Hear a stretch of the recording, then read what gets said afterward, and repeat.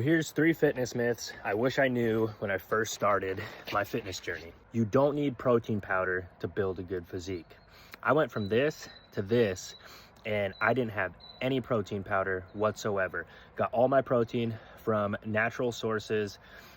You don't need protein powder. I know the fitness industry tries to sell you really hard on needing protein powder or needing supplements.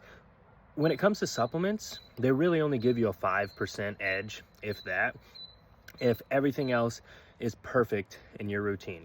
Number 2, there's not a one size fits all when it comes to a training split. So don't just go online, find whatever training split, from whatever influencer or, just anywhere online, you find a workout split and you do it and you run that training split into the ground. What you want to do is you want to tailor that split to your life, your goals, and how you work out. Do you train to failure?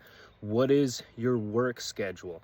What are your goals? Are you wanting to be a bodybuilder, or are you just wanting, to be healthy or have more of a workout lifestyle?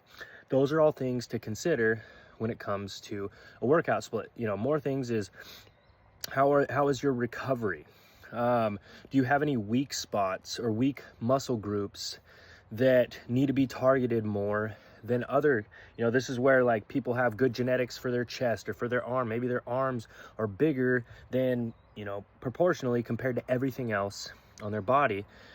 Those are things that need to be incorporated into a workout. So this is why there's not a one size fits all. And last but not least, training every muscle group twice per week. I know we've heard this all the time, but it's just not true.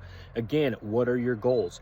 Do you have certain muscle groups that stand out more than other muscle groups? If so, you want to hit those more often throughout the week and cut back on your volume for the muscle groups that are a lot more dominant. So again, this kind of is correlated to, there's not a one size fits all when it comes to workout splits.